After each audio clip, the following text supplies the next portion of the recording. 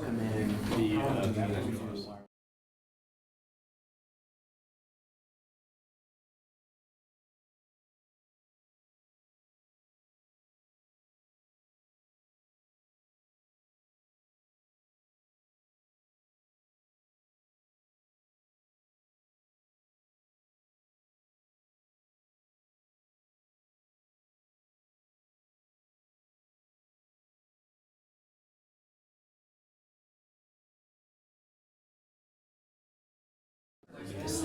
what's that? I just want to make sure that app is still running. Is there current? Yeah, yeah. Okay. Yeah, I don't want to do it the first Tuesday after the first.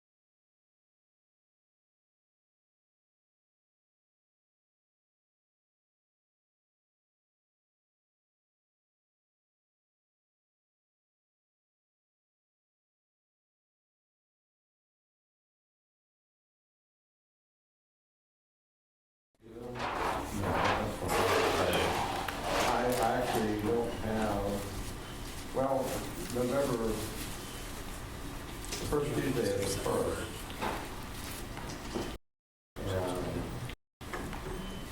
That would be, the next day after that is that big PTV, the big trade show. Mike, I got that.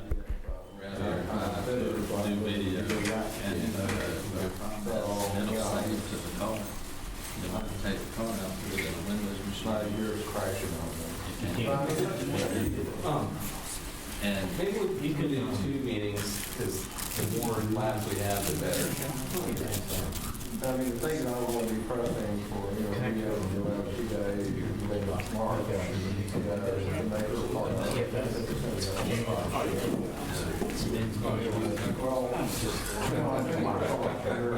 how come you went down this way? I saw a lot of tutorials on all that, and that's definitely possible. But if I was to make 4 or 5 hours, send those guys on the calendar too. I don't know.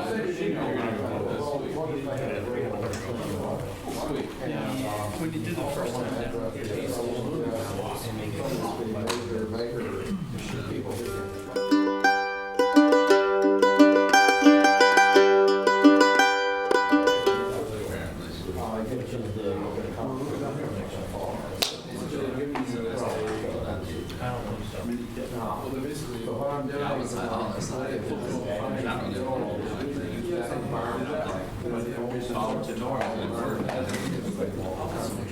just need to figure out how to control it again, and then I can look at it. You would not put the track around. There should be a way to do it.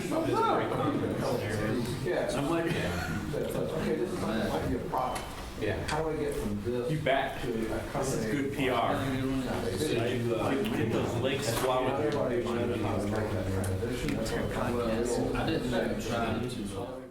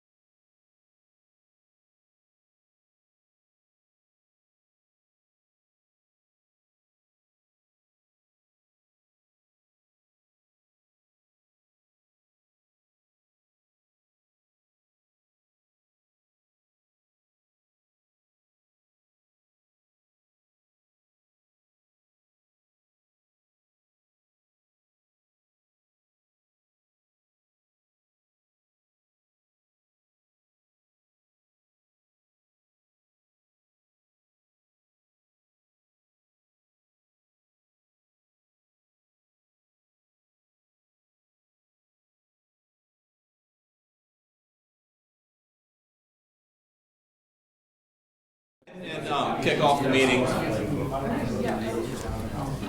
me know when you're ready, Joseph. You're good. Okay, sweet. Hey, welcome to Charlotte IoT. We're excited to have you guys here, and we're excited to be growing a lot. Raise your hand if you were at the Queen City IoT Day. A lot of people. We had over 100 people here, and we had the Atmill truck outside with lab going on in Atmill. We had Rob did a lab, and Charles did a lab. We had so 3 hands-on lab that day, and then we had a keynote. We talked about Amazon, and we talked about hacking on Echo. So we had a really fun day. And next month we have another big event coming. And raise your hand if you've heard of Riot. There's a lot of people have. So Riot's really big, and it's the regional Internet of Things. And they usually get 250 plus people at a meeting. So we're going to have our biggest meeting yet. And Charlotte IoT is becoming a chapter of Riot. So we're kind of like merging in as one and the same. And it's going to be like a really epic meeting. And I've got some slides on that I'll talk about. Oh, I think I did this the wrong way. Nope, there we go. I want to thank our board. So Charlotte IoT has got an amazing board of people who are all volunteers, and they're helping out and doing things on their own time. Graham, he's speaking tonight on SnapAV, but he does all the facilities, make sure the connections are working, and things like that. And Rob, he's our hands-on lab coordinator. And so if you've done anything hands-on here, there's a very good chance that Rob was the one facilitating because he's done quite a few of them. And Joseph is the one streaming our video. So we're really excited now that we're going to be live. This meeting is going to be recorded and then put on the internet later. We've got some sensitive, top secret things that we're going to have to cut out of the video because Graham's going to show us really new things that we can't talk about out of the meeting, but The first part's live. You are right now. yeah, this is live, and the first part of the meeting is live. And Mike, the swag king. It's amazing how much swag this group has, and it's all thanks to Mike. It's not. It's not all thanks to me. Well- It's thanks to us. It's thanks to Hackster. It's thanks to a lot of people. It's thanks to a lot of people, but thank you for spearheading that effort and getting us all this amazing, sweet swag. And I've got a slide in here to thank Hackster too, because they're incredible. All this stuff, boxes of things, are enabling us to do meetings with hands-on stuff, and it's just really amazing. And Jennifer, is she here? She's our media coordinator, and she's also doing a lot of things on the Raspberry Pi and integrating in with all of our social media. And so she's using it as a web server. I wanted to get her to do a talk at some point because it's pretty sweet, everything that she's integrating all using the Raspberry Pi as a server with media.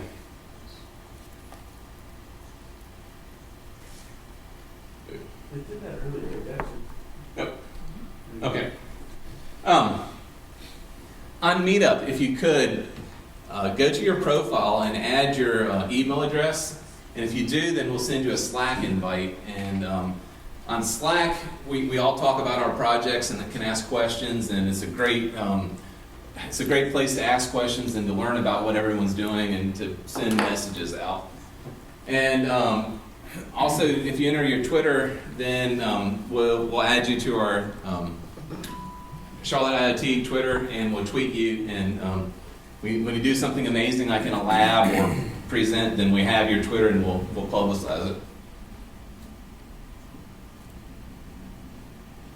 So here's what I was talking about earlier, the Riot meeting, where we're going to have 250 people. It's going to be at UNCC, and we even have a senator who's going to be speaking at it. It's just going to be a really big day. It's next Tuesday, and we're going to have beer there too. Logical Advantage is going to be the beer sponsor, so drink up, and it'll be a fun day. Here's who's presenting, and Joe's not confirmed yet, but I'm hoping Joe from Snap will present. Yeah, he's going to talk about innovation in Queen City. And we've got politicians talking about what are we going to do to facilitate the environment for growth and entrepreneurs in business.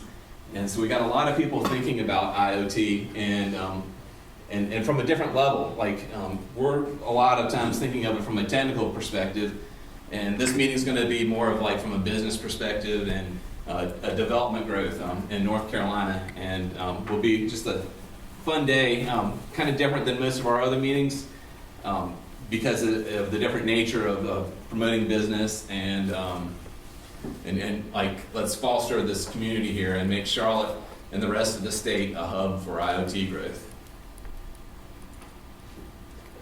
And the Mini Maker Fair. Last year was the first one we had in Charlotte. It's at Discovery Place, and it's a blast. Rob had a booth there, I had a booth there. It was really fun, and I'd like to get this group involved. They have breakout sessions, so maybe we can do a lab or something like that. Rob and I were just talking about it before the meeting. But maybe we can do a Charlotte IoT booth where we bring all of our maker type projects and show off what we do. And if you guys would be interested, then please put a message on Meetup or talk to me, and let's make this happen because we've got a lot of time to prepare for it. When is this? It's October, so we got a lot of time to get ready, and we can really do something epic.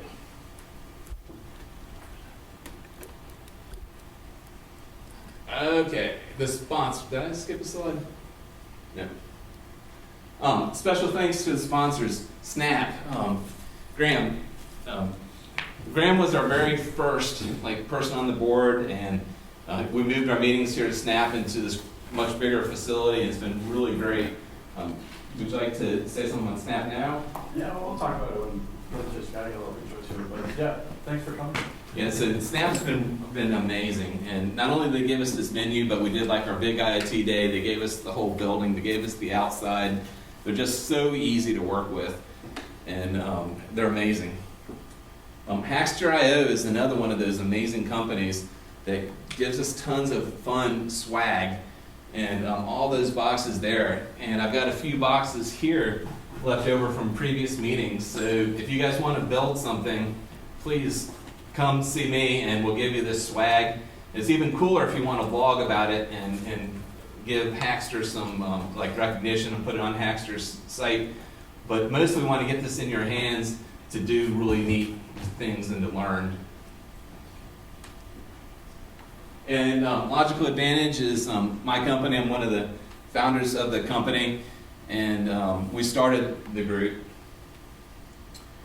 A little bit about us. We've been in business 14 years, and we do web projects, we do IoT projects, we do handheld development, any type of custom software development we do. And we're also hiring. And right now we have really big needs for people who are AngularJS folks, people who do Node, and if you do JavaScript, please come talk to me. If you have friends who do JavaScript, we could sure use some help. And we're a really fun company to work for, and so we'd love to talk to you. We've done a bunch of IoT projects, and I'm not going to really talk about them right now, but we want to do more. And Hackster, this is the inventory of what they gave us just this month. It's incredible. So it's like all that stuff, all the Edisons and the grooves, and we even have screwdrivers. So yeah, we're getting some big things. And, and on top of it, they're giving us $100. I don't know how I did that, but they're giving us $100 a month to do what we want with.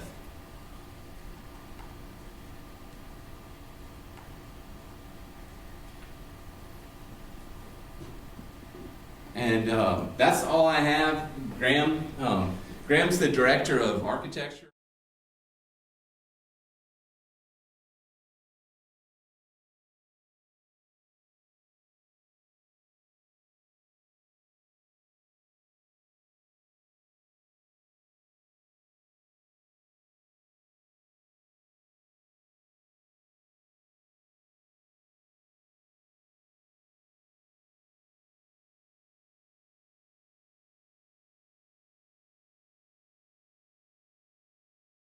About 50%. It's kind of a common thing.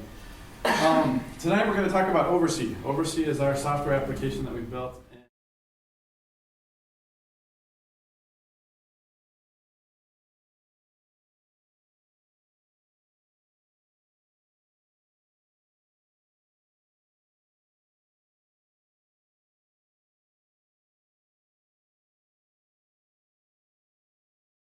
I'm going to do a deep dive into the architecture of the server platform and our approach to embedded. I can't go too deep into embedded. I know there's a lot of embedded people here, but our approach to embedded is primarily using Chinese vendors. But we'll talk a little bit about some new things we're doing in that place. And then the whole camera discussion. We have our big trade show coming in September, and I'm going to show you some stuff we're going to show at the trade show. So we'll show you some kind of what's next thing. Feel free to ask questions as we go along. This isn't structured, so I feel like you can do that. That's me. Dan already talked about me. I've been in software development for about 16 years. Interestingly, I took my Microsoft Systems Engineer certification and have never used it until IoT came around. And all of a sudden now networking is something that is kind of interesting to me. You can follow me on Twitter if you want. And there are my two little monsters. They're 5 and 3. So. Just a little bit on the history of Snap. Snap was founded in 2005 by two AV integrators, Jay Faison and Craig Craze. The Faison name you might know. Jay's father built a number of the malls in the area, South Park Mall. And the story I've heard is his father told him, "You're not getting a dime." And then when he was 30, he said, "Ah, just kidding. I'm giving everything." So.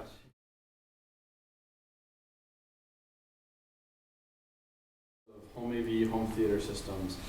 And Snap came to the market in 2005 really to disrupt the market.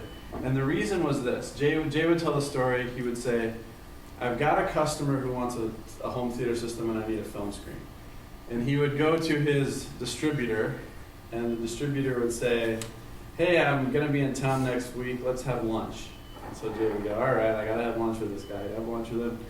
And then he'd have lunch. He'd say, "Okay, send me a fax, and I'll fax your order in." And in a week, he'd get his film screen. And so they said, "Why is this so difficult? There's got to be an easier way to do this." So Snap came to the market with the idea of saying, if you place an order with us today, by 7 p.m., we're going to ship it that day.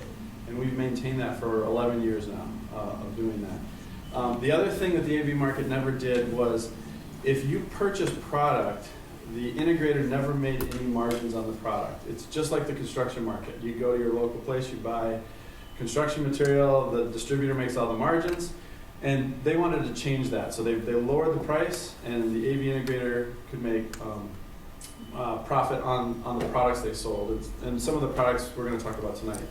And the third thing was phenomenal customer service. Snap has maintained a phenomenal customer service approach. And those things that the company did early on was really the genesis of what made them start thinking about IoT and what we're calling Snap 2.0, which is a new approach to the marketplace. And as any good business model, after a few years, what happens? You need to change. People figure it out, right? So competitors figure out that they can do the same thing. And today, the AV market is somewhat saturated with this disruptive concept of lower margins, allow the integrator to make margins on it. If anyone's a very entrepreneurial person, this market is exactly the way the construction market works. You could implement this one and make a killing. So if you think of that. So here's the problem that Snap saw in the early days. The early days, the past AV guy was a customer would call and say, "I want good sound, maybe I want a video stream, maybe I want a home theater system." And that was the extent of it. In today's market, this is what the home looks like. This is Dan's home, right? I've got 40 products, I've got video streaming, I've got energy management, and Dan, how many times is everything working all at once? About 90% of the time. Really? Okay, that's unusual. I would say mine and my home never is all working. Something's always broken, right?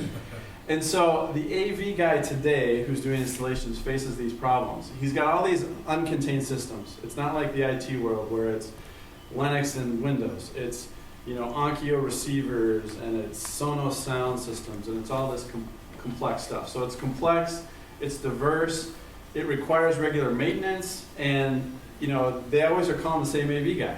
Come back, why isn't this stuff working? How come I can never get everything to work? And so this is the problem that Snap saw. Snap saw that the market had changed. It had shifted from this very traditional business model to this complex home with control systems and all of that. So, in addition to that, one other thing happened, and this is a slide you guys have all seen, I'm sure, a million times, but we have seen internet speeds increase significantly. You've seen the streaming of video take off like crazy. In fact, I think current market research says about 50% of the streaming is all Netflix and YouTube today, of what's in the home. And so bandwidth constraints are high.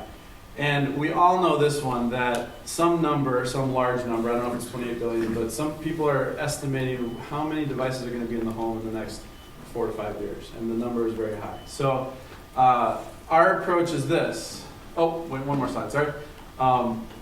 In the AV market today, here's what you have. You have this very complex approach. You've got applications that AV integrators can install, which are very centralized to the home. So they're not IoT, they run only within the house. You've got manufacturers that are somewhat centralized into one market. So Bluebolt, for example, is a power product. Unify is Ubiquiti's networking equipment. You've got some third-party competitors that are competing with us that are trying to control the home. They're wanting to provide managed services on the home. And then you've got the big boys of control systems like the Control4s and the Crestrons that are doing home automation today, but it's very complicated. Has anyone ever installed or seen a Control4 system, or how complicated are they to install? Crestron's ridiculous where you'll pay 100 and some hours for a custom programmer to write every line of code for it. Sure. Crestron systems range from like $30,000 to $50,000 to install. So they're very, very high-end systems. This is what the AV market looks like right now today. Is it somewhat like this? So we said, all right, well, imagine this. Imagine you could, as an AV integrator, you could proactively be notified of issues within the user's home. You could instantly have access to every customer that you have, which of course is an IoT prerogative, right? You could diagnose common problems, and you could see it all from a single dashboard. And so, and of course, the AV guy hates the concept of having to send a truck out there because he doesn't make any money on it. The worst thing he can do is have to have one of his guys go out to a customer's home where he's already had an installation and have to fix something and not make any money off of it. That was the genesis of what OvrC was. So what OvrC is, it's a cloud platform. It's 100% built on NodeJS, and it's a JavaScript framework. And it covers across 3 of Snap's categories. So Snap makes about 2,500 different products, everything from bulk wire to film screens to a large array of things. In 3 categories, specifically Power, Arachnus is our network brand, and Luma is our surveillance brand. And I actually have samples of these down here. So here's our Power. This is an access point switch, and this is an NVR, which is a recorder for surveillance, and I've got some cameras. We enabled those devices in OvrC so that you could use them from any of your devices or your desktop. Easy setup. I plug it in, it makes an HTTP call back out to our cloud system, and it's up and running. No configuration, no networking was required. We're supporting close to 100 SKUs in these 3 families, so we have multiple access points, multiple switches across all those. And the key features that were built into OvrC were I can update firmware of the device, I can get event notifications, basic self-monitoring of a home. That's the idea. We're constantly releasing monthly features to it, and currently it's free. So for the AV integrator, he buys our products, he can download OvrC for free, you can download it from the App Store, and you're up and running on any of the products. Does it automatically update the software, or do you have to push it to the device? Right now you have to push it. That is a feature that we're working on that's coming up. So good question. You want to see it? Sure. How many of you have seen OvrC before? Anyone? I know Phil's seen it. Okay. Cool. Let's go look at it. I'm going to do kind of demos throughout. I'll kind of switch through features, so we'll kind of come back to some slides. I'll show you some things. If you go to OvrC.com, let me zoom in here a little bit. If you go to OvrC.com, you can see a breakdown of the devices. And we also have some animated GIFs showing you some of the products. So if you want to see it in a little more detail, here's some of those surveillance things. I'm going to go log in. And I'm going to switch a little bit between our QA environment. Let's see what I hope I remember his password.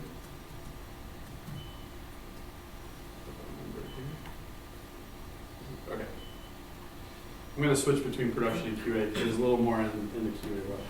So here's what the customer would see when they log in. They would basically, we pitch it like you have all your customers in your pocket. So if I'm an AV integrator, I'll see all the customers I have. I can go into a customer and I can see all the devices that they have online. So I'm going to go into my house actually. I'm going to show you my house. We'll make the kids angry and reset some things to me. Sounds like fun, right? Yep. Stop their streaming. Are you logging in as a user? Or So my house here, which I'm showing you, is actually my home. and you are the user logged in as? So I'm acting like an AV integrator, and my customer is my house, basically. Within a customer can have multiple locations. We have customers who have a beach home, they have a mountain house, and I'll show you some of that. So here's my home, and here are all the devices that I have online. Some are offline. I'll walk you through a little bit of our products, and then I'll show you some additional features. So let's take just, for example, power. This right here is actually this device right here. It's a 12-port power device. And this was the first product we brought to market on OvrC. You can see I've labeled the power devices, so this is the Apple TV in the bedroom. I can actually reset it. It'll reset. We'll talk a little bit about the architecture and how it all works in a minute. I can do some things like, let's say I have a repeated problem and I want to reset the Apple TV every Sunday night. Let's reset it. We've built some device things like this where you can say at 3:45, let's do AM. I'll reset that Apple TV outlet every week. So some self-monitoring. It's a power cycle, right? A power cycle, but specifically that one outlet. So the way it's built is each individual outlets can be controlled by the system. So I can reset the whole device if I want, or I can just reset a single device. So that's kind of a rough power simple. I can reset power, right? There's not much else you can do. We are playing with power consumption. Some of our competitors do some really neat things with power consumption. Let's talk about networking. So I have a router. A question on power? Yes. So at IBM, we used to play with SNMP power devices, and I just wondered if you've customized that. Is it your own IoT device, or can you take something, a simple network management protocol power strip, and integrate it into your network? So right now, no. But some of the features I'm going to show you are for our release. We're starting to dabble in it. So non-custom devices added to the network. Right now, I'm going to show this in a second, but right now think of OvrC as enabling Snap's products, right? Some of the future things we're going to talk about is stuff that's not on our product, and that's where that comes into play. This is one of our Arachnus brand routers. You can see I've got a LAN port. I can see information about it, IP. I can see my DHCP device list. One cool thing we did is enabled you to set a static IP directly from the interface versus having to go to the device and set it. Just some basic networking. This isn't, the AV guy in our industry is not a savvy IT network guy. They do basic networking to enable the home, and that's kind of the approach you're going to see with OvrC. Is it does the basic features without being a full-fledged Cisco or product. So can you open up the war zone by going? Are you admin in that router right now? Can you do anything? I'm going to show you. Okay. So yeah, so yes, you can. That's pretty scary. And okay, most people, like anybody who knows what they're doing, won't let you do that. Like I won't. True. Yes. But there's not Don't many hire people an that AV know. guy using OvrC. Yes. That's your kicker there, right? configuration isn't coming up here. Yeah, let's go back. We'll go back. I want to show you some surveillance. NVRs are kind of interesting. We're working on some features to actually pull the camera information in. Right now, you can actually go to an IP-enabled camera like this one here, and we've built in a feature where I can take a snapshot. You'll see my wonderful surveillance placement inside my house. I think the other one's even better, actually. I think it's, let's see what this one is. Your wife wouldn't let you point it anywhere else. Yeah, it's upside down picture of my office. There you go. So I have it set up right now. So basically, across the family of Snap products, 3 categories, we're doing basic functionality, configuration, resetting up. The concept is the audio video guy can manage someone's home remotely.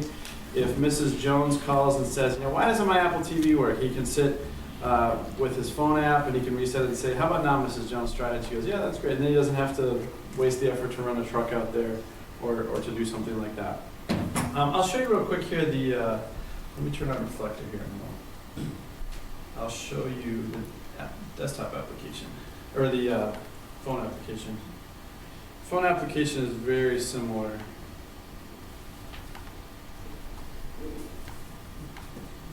All right, you guys see that okay? So here's OvrC. It's same configuration within my house. I can go to a switch.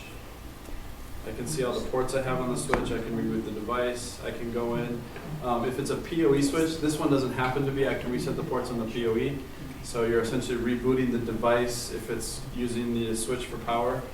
Let's see here. I've got, there's your watt box. I can reset all the outlets. So very similar functionality to the desktop app. There's a slightly limited functionality, but not extensive. So that was a native app? It's a, it is not a native app. I'm going to actually talk about it in a second. All right, we're back to the beginning. Hang on. So we talked through this. We talked through this. We did this. All right. So just kind of a scope of what OvrC is today. We just actually surpassed 134,000 locations, or devices, I'm sorry, in roughly about 40,000 or so locations throughout the United States. We've got just under 10,000 people actively using OvrC, and we have about a 70% adoption rate. So when someone plugs a device like this in, it instantly starts phoning back to a system and we're picking up the information. But when an audio-video integrator is actually using it to manage it, we're seeing about 70% rate. So there's a 30% that are just out there phoning home, but nobody's actively managing it. We're adding on average about 8,000 to 9,000 devices a month. So really significant rate of increase that you're seeing. Here's the breakdown across the product family. So power was where we started. That's the highest. Networking was secondary. It's quickly gaining traction. You're seeing a lot more devices being added in networking.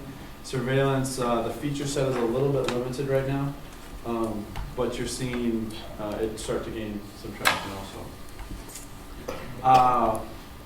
Some cool things we're doing with larger scope and management of the OvrC platform. This, I actually took this last night right as it passed 134,000. Look at that. And this thing takes a little while to render, so I can't show it to you live. But How are you pulling the IP address into this map? This is real? So this is a real dashboard. It's not capturing customer addresses, it's capturing their IP, so it looks like wherever their service provider exits it. So if my service provider happens to show me across the other side of town, it looks like that's where I'm at. Some future approaches we're taking to there is actually allowing them to put the customer address in, and then we'll plot that versus just plotting where the IP is coming out. But yeah, that's basically all reporting back in. So let's talk about the fun stuff. This is the part I wanted to spend some time on because I know this is a more technical audience, and let's talk about the architecture and the design behind it. When OvrC started, I was not involved, but the approach was a low-cost approach to OvrC. So sorry, not Microsoft guys, Windows was not going to be used. That was the prime directive. Rob's looking at me with clearly against the prime directive. This slide is the stupidest slide ever. I don't know why I put this in there. But for all you non-technical people, when you have these products that have to connect to this, you have to have something in the middle and something to talk back and forth. I was going to take that out. Any questions? That's all I got. That's the extent of the architectural discussion. So here's what we're using. Hey, do you want me Yeah. to kill it? No, keep going. Keep Okay. going. When we get into the what's next section. Okay. From a client side, let's talk about client side first. So the entire desktop and phone application is AngularJS using Bootstrap for CSS. We compile it with PhoneGap, Cordova if you're familiar with, and then deploy it to the Google Play Store or the Apple Store. From a database perspective, we're using Mongo. So everything's a JSON object, which is a lot of fun. NodeJS is all the server applications are written in Node, with the exception of one. In fact, I'm going to give away something now. Can I give away one of these? Oh, yeah. All right. We're using Redis for caching technology, and RabbitMQ for integration between the environments. Jenkins for development and GitHub. Does anyone know what this is? Go. Go. Who said it? You get the device. Anybody have played with the Go framework at all from Google?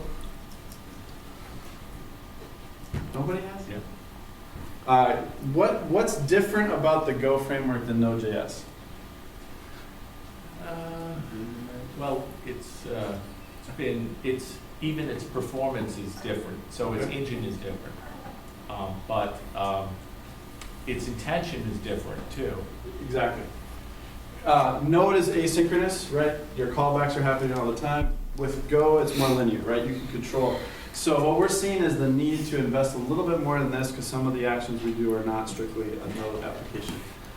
So there's one server that we actually have written this. So there's the architecture.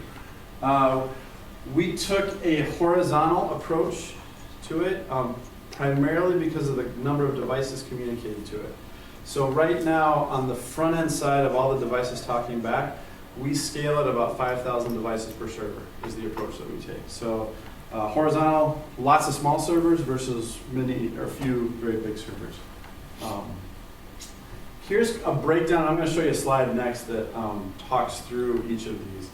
So the distributed architecture we support, where we currently have implemented, it's an Ubuntu Linux box, so it runs Node.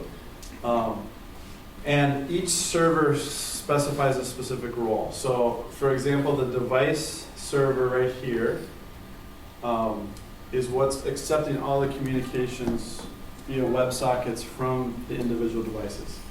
The logger server is what receives those via a RabbitMQ connection and then decides whether or not we log it or whether or not we enter it into the database. Because not consistently do we do that. The watcher server is keeping tabs on what's going on with it, and then we'll send notifications if an event occurs. So my device goes offline, and I've set that device as notify me when it goes offline. The watcher server will then transmit that to the notification servers. These two are strictly for the UI. So the comm server does API calls when it needs something from the Mongo database. And this one is accepting it from the WebSocket connections coming from the device. And I'm actually going to show you some WebSocket connections that we'll demo later. We've got another one here that's just for cron type jobs. So the scheduling I did when I said rebooted at 6 a.m. on a Sunday, that's the kind of events there. Here's a look at the architecture. So the device is all here. We'll talk to the device server. RabbitMQ will move it between the logger server. The logger server will say, hey, do I need to log this into the database? Or did an event happen that needs to be watched and I should keep tabs on it? And then if that happens, send it to the notification server. The device talker server is the one that's written in Go. And that's the one that's currently doing our firmware updates. So Phil, to your question, when you're on a device and a new version of firmware is available, we can't asynchronously say, oh, update the firmware and then do all this stuff. It has to be sequential and ensures that the firmware actually got upgraded before we reboot it and that. And so we're using Go for that. Worker server is the cron. Sounds good. Questions on this? Yes, sir. So all the devices in the home, there's no concept of any kind of server, NodeJS or anything running in the home. It's all devices communicating to the servers. Correct. I'm going to talk about the embedded approach in a second, but yes, it's all talking via APIs to our server systems. Yes, sir. Do you have some detection and limitations on people denial of service attacking your network by, planting devices on it? Or are you protected by the fact that your distributors are only going to put your devices on it and only your devices have the keying space? Correct. Okay. So the latter, currently, yeah. Currently. We could still be open to denial of service attacks if people, know the external facing that, but that's a good question. Or repeat attacks, Yeah. if somebody, yeah. Right now, we very much control this, right? You can only talk to us if you are authenticated in that. Are you end-to-end encrypted, or are you, okay. So it's an SSL connection that it makes from here to here, and then it communicates via WebSockets. So yeah, good questions. Better be careful, because if China decides to ramp up its persistent attack on AV, dealers, Guess they're gonna be what? a prime target. Is China attacking AV dealers? Yeah, they're on it. And the Defense Department and then you, just like that. This one right here, Luma, is made by one of the largest Chinese government surveillance systems. So yes, you are correct. Anyone has any experience with Redis? Anybody work with Redis for caching? I've seen it, like Etsy is an opposite to Etsy, and for like a Docker hub, Docker Swarm kind of thing. Yep. This is one I can see a lot if you're looking to get into something. There is a huge need around that industry. We struggle with it terribly today because we don't understand it real well. Yes, sir. Why'd you choose Mongo? Going back to The free? the prime directive, That's good. That's a good reason. this was the prime directive that was told the investors. Okay. I think the group that originally started it, I think it was, so the time frame was 2012, 2013. I think it was more, could it be done with solely JavaScript, completely open source. Node was somewhat relatively new. I think in talking with them in the early days, I think that was more the prime directive is you had a heavy influence of Java developers from the bank who had been there for years and said, we want to do something completely different than we've ever done. And so while this was the prime directive, I think, that was told on the upper levels, I think that's the real answer. It's like, let's see how far we can get without writing a single bit of .NET or Java code. Okay. That answers it. Yes? Who were some of the first investors? I'm sorry? Who were some of the first investors? Well- Which entities, people? So Snap is privately held by a private equity firm, and so our upper levels is basically who. I'm saying that, I'm not saying that with really any knowledge, but to me that was kind of the talk of the time is, could this whole architecture really be built and sustain this level of scale with a completely new set of tool sets? And that was really the approach. And so far it's done very well. Having been in the .NET development world for most of my career, it is interesting though how all that stuff it's still the same maintenance level, the same approach still has to be taken. And in the JavaScript world, you've got a new framework coming out every week. So it's like chasing. You can easily chase each new technology. Kind of a real basic understanding of how things talk. HTTP connection gets made, and it's a bidirectional WebSocket connection that gets made. When one side drops, the connection gets dropped, and that's how it's persisted. Let's talk a little bit about firmware. So some questions about firmware, and I know this group is very firmware. We have entered into, our approach to firmware is what's called the JDM model, which is a joint development. So we partner with outside vendors, specifically in Asia, to build the firmware for OvrC. OvrC writes an SDK that says, here's how you talk to our APIs and our servers, and we provide that to the manufacturer, and the manufacturers then build it according to our spec. So a vendor like Saynow, who builds our networking equipment, will build the firmware to our spec to talk to OvrC. In addition to that, this whole joint development is also building the firmware that just runs the product. So these products all have a local user interface, just like any major networking brand. and it has a local UI that you can get to. I'm going to show you some of that in just a few minutes. So firmware development encompasses that, and then there's a piece that encompasses the connection to OvrC, if that makes sense. We are starting to take a different approach. So we would like to have more control and also own more of the intellectual property when it comes to firmware. And so we recently did an acquisition of a company called HouseLogix. HouseLogix is a company that has specialized in making drivers in the AV market. And they're a really cool group of embedded guys. Part of the deal, actually, which is really cool for our user group, is these guys are all moving to Charlotte. So they're going to be here. That was part of the acquisition, is the software development team is going to actually move down here.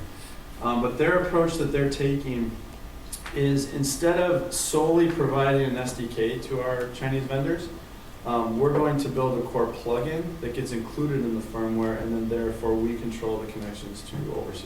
So they're actively working on building that plugin that then we'll just provide in the Encompass, and our requests go from coding against our OvrC platform to just expose your APIs. We'll consume them and we'll control that aspect. So that's our new approach that we're starting to take for firmware. I will say this: firmware is the little time that I've been involved with it. When you're dealing with overseas vendors and firmware, it is a total nightmare. It is probably the Achilles heel of the whole OvrC product right now, because the number of rotations you go through firmware, and they fix something and 3 other things break, and you're constantly having that regression. We've had features in OvrC that have been OvrC available for over a year, and the firmware still hasn't caught up. So things like that are things we run into. Questions on embedded? Is the processor architecture the same across all your products? No. It's different. In fact, in most cases, it's a different manufacturer for each product line. And even within some products, it's a different manufacturer. So right now, our switches and access points are made by the same vendor. The routers are made by a different vendor. We specify the chipset and the design of the hardware, but we're relying on another vendor to do it. So even from a firmware perspective, if it's a different vendor, we could have different sets of firmware. Yes, sir. Is the philosophy microcontroller? Is it embedded real-time OS? Is it Linux? What is it? A combination of them, dependent on requirements. In many cases, it's not controlled by us, so we don't really know. Partially, in many cases, you can tell it's definitely some underlying Linux OS. In some cases, like especially with surveillance, the company that makes our surveillance equipment is definitely very proprietary, and so we have really no say for how they build it. If that makes sense. Cool. Any other questions? Let's go to a demo. You want to see some WebSockets? All right. So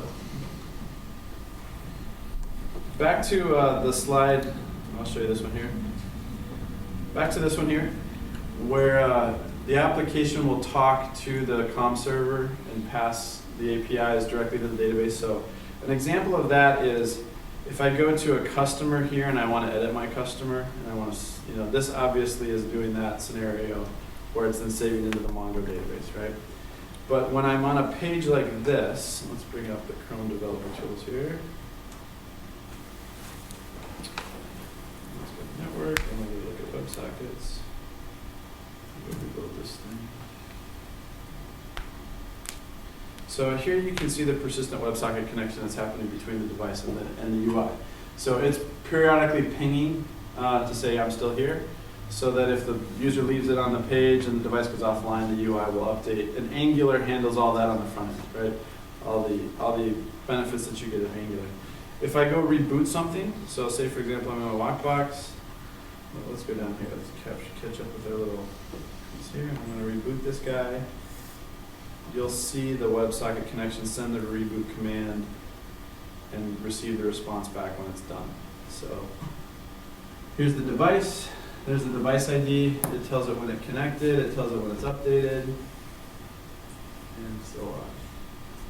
So basic WebSocket type things. How many have any played with WebSockets at all? Yeah. fun little technology to play with. Yeah. So Ben, yes. are you persisting a direct connection to the device from the end user's browser, or are you proxying through your servers? It's proxying through the servers. So it's coming through this architecture Right. where it comes into the cache and it either gets read back or forth through our server infrastructure. So the app does not talk directly to the device. It's persistent through a server infrastructure. So the devices have a continuous connection open, or is So not calling? WebSockets is a continuous connection. It's just sending periodic information saying, But the device at home, or the hub that runs the operation at home, is it always connected through TCP? it is, yes. That's a good question, Georgie. Let me ask Greg on that one and get back to you, because I believe it is, but I don't want to Yeah, mistake. it makes sense. It could be UDP maybe, and that way you know, Yeah, I know it's polling. go on So- the first collective Yeah. at low cost. The way I understand we've designed the architecture is that it's constantly polling, so it is periodically pinging saying, "Are you still alive?" So, but it is also maintaining a WebSocket connection. So, cool. Yes, sir. So who owns the keys? Is it your AV reseller? Is it you, or is it the customer? And I mean, who do they give the encryption keys to? When you say keys, what do you mean? Well, for instance, let's say I do it. I think I saw one of your clients is a store. Uh-huh. Okay, and possibly the security system has, controls the locks and the doors and the security system, the alarm. So if I own the keys, if I'm the store owner and I own the keys, or if I'm the company that owns the store owner's store and they own the keys, that may be fine. If the AV installer owns the keys, that might be good. Now, if it becomes SnapAV, or like in my case, I formerly from IBM with 135,000 employees, it might become a problem who owns the keys, right? Yeah. Because now you have to control them like a bank controls accounts and stuff like that. So that's why I asked. I would say, look at it a little bit like the IT industry has a managed service provider. So, if you're my managed service provider and I'm Dan's company and you have access to my servers and my database, right, there's a trust factor that you can administer and do that. That's a little bit the relationship the AV guy has with the end consumer. So our business is directly to the AV integrator. We do not deal with the end consumer.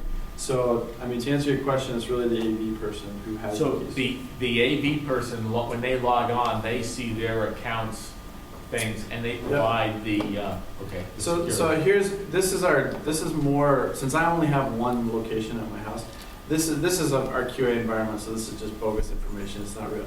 But this is what the AV integrator sees. When they log into OvrC, they're gonna see all the customers where they've enabled OvrC. And so they basically have the keys to multiple locations and whatever their customers can do within that. They do already, essentially, many of them, because they've configured port forwarding or some means to get in to support the house. We've just given them an easier way to do that with OvrC. So, good question though. It'd be interesting. I mean, in the bank we have there is all auditing issues. So when you click that button, you know that today. Forensics, I assume you have recording of who clicked which button when and from Yeah. what IP. Yeah, we've got the logging information is pretty exhaustive. And I talked to an AV dealer a couple weeks ago. Was in Florida, and he works with Yum Brands, which is KFC and Taco Bell, and we're showing him overseas. He's like, I could never get them to accept that I have that in their locations with their security constraints, right? So the application is really focused on the home. It's, in some cases you do see that we do have some very large customers that are running OvrC for the power consumption or for networking, those kinds of things. Will this ever be available to the consumer? Good question. Snap's business model currently is not directed to the consumer. We very much respect the channel in the B2B business for the audio video integrator. So I'm going to show you some things about what's next that are going to be extended to the consumer. So there's sort of an answer to there. But right now, currently, the answer is no. So when Control 4 goes to the consumer, you guys will too? Perhaps. Maybe soon.